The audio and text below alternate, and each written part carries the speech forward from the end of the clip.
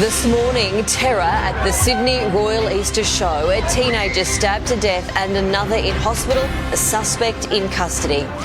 Labor goes into damage control after Anthony Albanese's embarrassing gaffe on the campaign trail.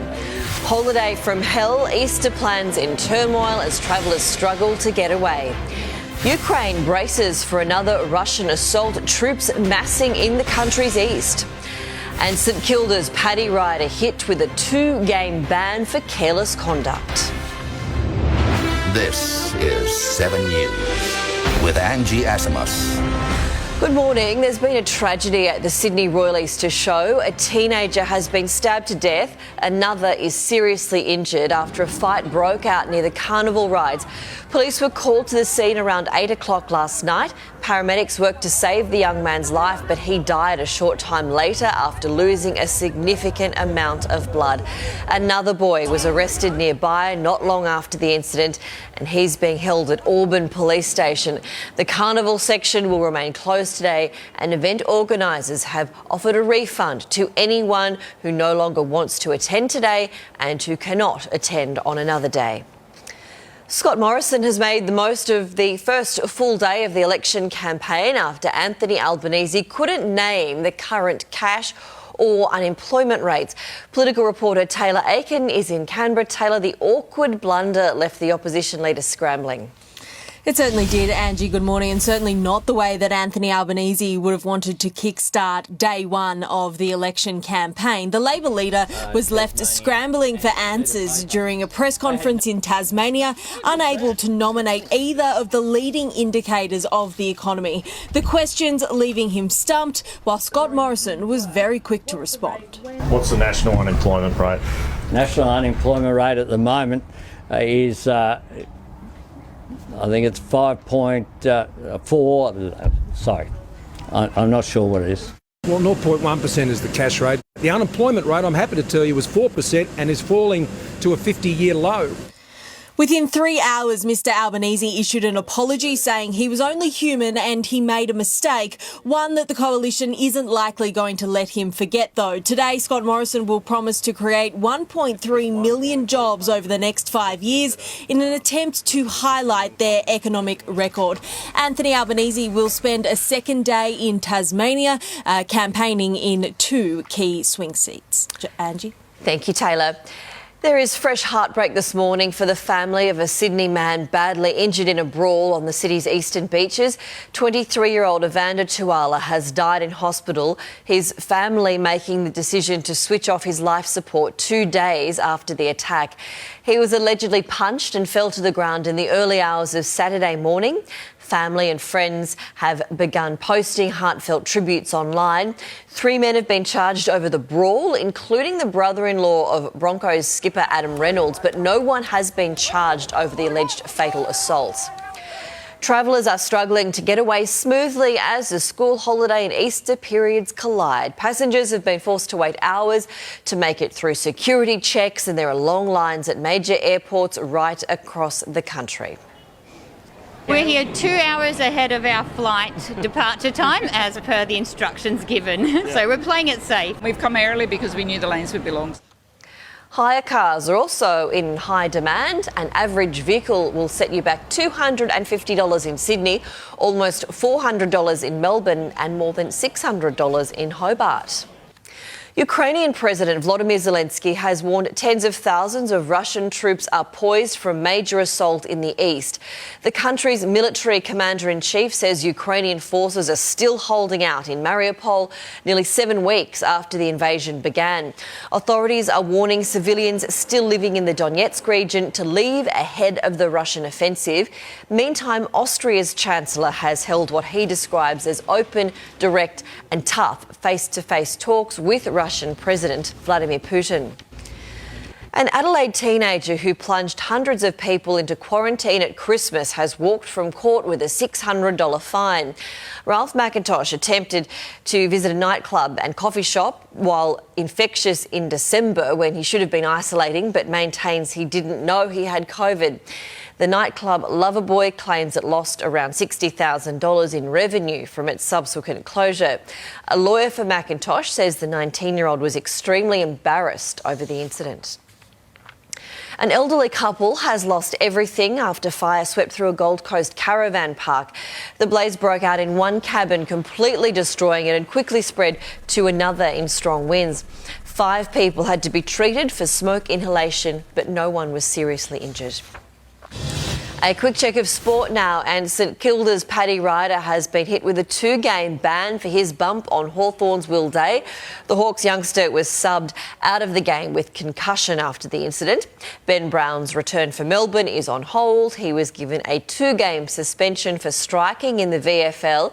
Buddy Franklin will miss up to 3 weeks. He's set to have surgery after breaking his finger against North Melbourne. West Coast's Nick Naitanui will be sidelined until the second half of the season with a knee injury. Latrell Mitchell will spend up to 8 weeks on the sidelines with a hamstring injury. Scans revealed a torn hamstring tendon sustained against the Dragons on Saturday. The injury looks certain to rule the fullback out of Origin 1. Eels prop Junior Paulo has accepted a 1-game ban for his hit on AJ Brimson, and former Bronco Anthony Milford is set to be cleared for an NRL return after his assault charges were dropped. Checking Tuesday's weather now, mostly sunny in Brisbane, 30 degrees, showers in Sydney, 22, a shower or 2 for Canberra as well, 19, partly cloudy in Melbourne, 18 degrees, partly cloudy for Hobart, 19, partly cloudy in Adelaide, 25, and a shower or 2 possible for Darwin, Perth, clear and 25. Coming up on 7 Early News, sky-high stupidity, a daredevil dangles from a crane on the Gold Coast. Why the former Silverchair frontman could be facing jail, and a bank's new way to protect you from dodgy online deals. These are the stories we're following on 7 Early News. There's been a tragedy at Sydney's Royal Easter Show. One teenager fatally stabbed and another injured. A suspect is in custody. Labor is in damage control after Anthony Albanese was left scrambling to answer questions in a press conference. And travellers have been hit with more delays as school holidays and the Easter break collide. A frustrated mother is set to sue the school system after systemic bullying left her 9-year-old son battling regular seizures.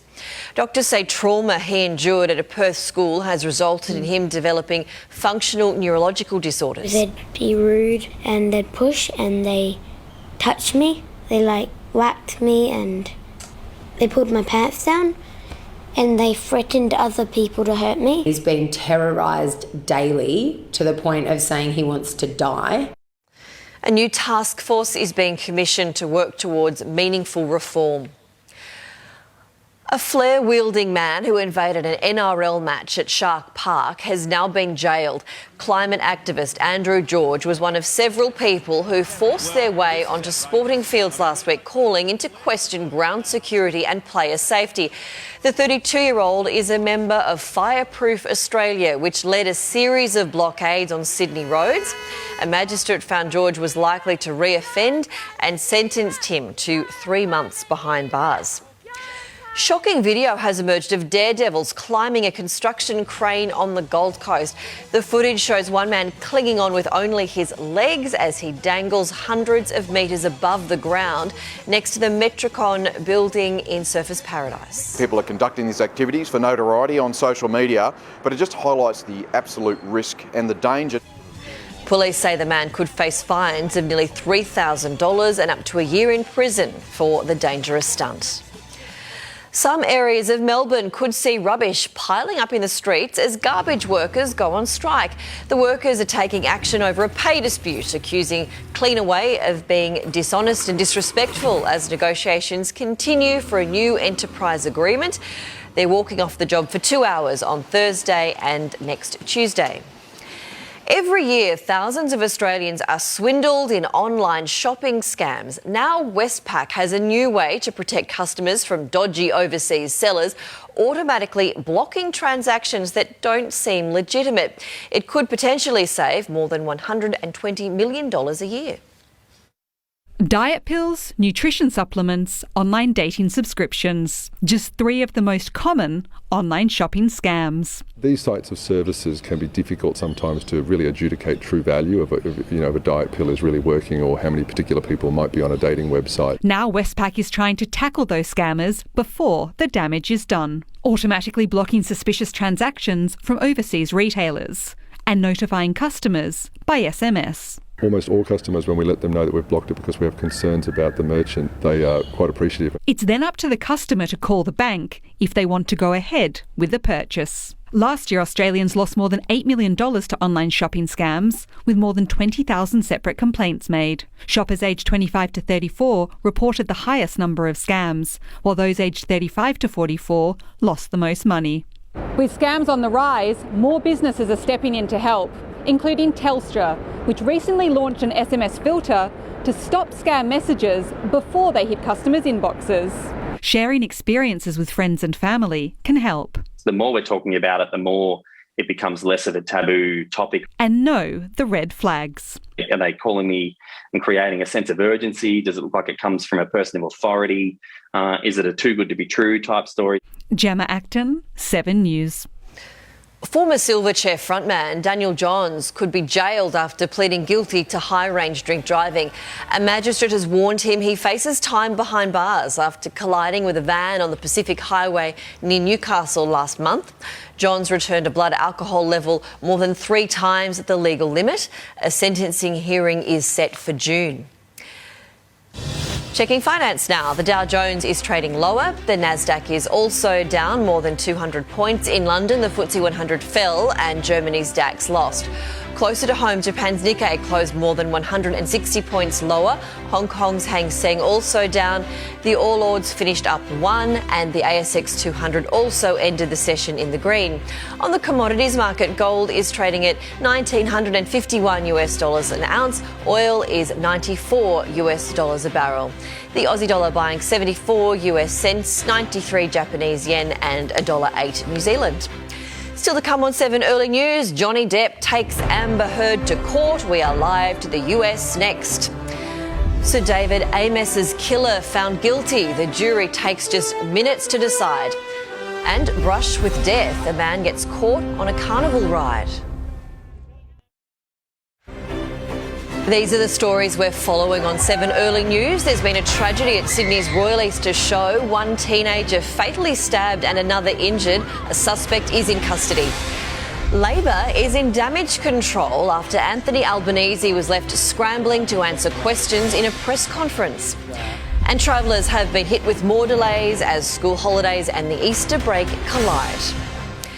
Johnny Depp's defamation trial against ex-wife Amber Heard has begun in the US. Let's go live to US Bureau Chief Ash Mullaney. Ash, what's brought on this legal action?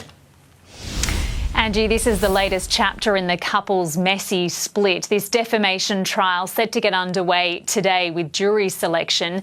Depp is suing his ex, Amber Heard, for $50 million in damages over an article she published, an op-ed back in 2018 in the Washington Post, claiming she was the victim of sexual violence. Now, while she didn't name Depp, he says the inference was that he was the perpetrator. And days after that was published, he was then dropped from the multi-million-dollar Pirates of the Caribbean franchise. He says that caused him damages, which is what he's suing her for today. Opening arguments could get underway as early as tomorrow, and we are expecting to see both Depp and Heard testify. Angie? All right, Ash, thanks very much. An Islamic State fanatic has been found guilty of murdering British MP Sir David Amess. It took a jury at the Old Bailey just 18 minutes to convict Ali Harbi Ali of murder and preparing acts of terrorism. Sir David was stabbed to death during a meeting with his constituents in October last year. The court heard the veteran MP suffered more than 20 stab wounds in a vicious and frenzied attack. French President Emmanuel Macron is firing up his campaign for re-election as he takes on far-right rival Marine Le Pen. He made his first trip to a Le Pen stronghold, one of France's poorest towns in the industrial north. Macron won the first round of the election, but opinion polls suggest the second round in 2 weeks' time will be a close race. A carnival ride operator has been injured after becoming caught in a ride platform at a Florida county fair. The man slipped between the metal plates at the base of the ride and was pinned at the waist. It took fire crews 15 minutes to free him. He was taken to hospital and treated for injuries to his abdomen. The accident comes just weeks after a teenage boy fell to his death from a ride at an Orlando amusement park. Dirty pond water could hold the key to saving the lives of some of Australia's sickest children. But there's a catch. The therapy can only be processed overseas and researchers urgently need funding to bring it here. Charlotte Potts is used to bouncing back. The 6-year-old is battling a chronic illness with no cure, cystic fibrosis. It attacks her lungs, causing countless infections. She's expected to overcome a lot. But there's a chance her body will resist the antibiotics that have so far saved her. Luckily, Australian scientists are researching an alternative. I think it's a game changer. It's called phage therapy, natural viruses found in dirty pond water that attack bacteria. They make little microscopic armies inside these bacteria that then burst out of them, killing the bugs. Phages are found in any kind of pond like this one, and summer is the ideal time to harvest. So scientists get out of the lab, literally pull on their wellies and get wet. Targeted human treatments are about to begin, but manufacturing the therapy can only be done overseas. What would it take to make it happen here? A lot of money. Around $30 million to change countless lives, like Charlotte's. My dreams for her future is to be unaffected by her condition. And this is what this research does. It offers the hope that we need. Cyan Valance, 7 News. To sport, and Saints ruckman Paddy Ryder has been banned for 2 games for his bump on Hawthorn's Will Day.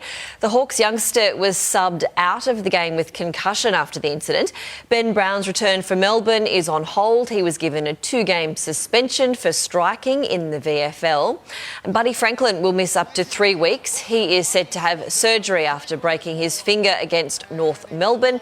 West Coast's Nick Naitanui will be sidelined until the second half of the season with a knee injury. Latrell Mitchell will miss at least the next 8 weeks of the NRL season with a hamstring injury. Scans revealed a torn hamstring tendon sustained against the Dragons on Saturday. The injury looks certain to rule the fullback out of Origin 1. Eels prop Junior Paulo has accepted a 1-game ban for his hit on AJ Brimson, and former Bronco Anthony Milford is set to be cleared for an NRL return after his assault charges were dropped. Andrew McDonald is set to be named the new Australian men's cricket coach. The 40-year-old took over the role on an interim basis following Justin Langer resignation after the Ashes leading the team to a Test series win in Pakistan. Cricket Australia is expected to make an announcement confirming his appointment on a full-time basis in the coming days. An NBL playoff spot might be out of reach for the Bullets and 36ers, but that didn't stop them from putting on an entertaining display in Adelaide. The 36ers unable to give their fans a happy send-off in the final home game of the season, going down 93-85. Kadee to ice the game! Huge. Does exactly that! Huge. The Bullets are 7th, while the 36ers are 9th. Mick Fanning's Bells Beach cameo could be short-lived. Out of retirement to chase a record 5th Bells title, Fanning finished last in his opening heat and now faces the elimination round. Hopefully I can put on a better show because that one was pretty embarrassing. I love Bells. Everything was feeling really good. Walking down the stairs, running around the cliff. Kelly Slater's through to the 3rd round, eyeing the same record. Next on 7 Early News, a closer look at how the weather is shaping up in your part of the country. We have some remarkable pictures now from a drone operator who captured sharks swimming through a school of salmon off South Australia. Up to a dozen bronze whalers were feasting on the fish near Port Lincoln, with experts saying it's common this time of year for salmon schools to migrate through the area. Local surfers and anglers have been warned to keep a safe distance. Taking a look at the weather around the country, a trough in the west will generate rain and storms across southern WA, some intense. A high will clear much of South Australia and Victoria as southerly winds bring showers to coastal New South Wales and southeast Queensland.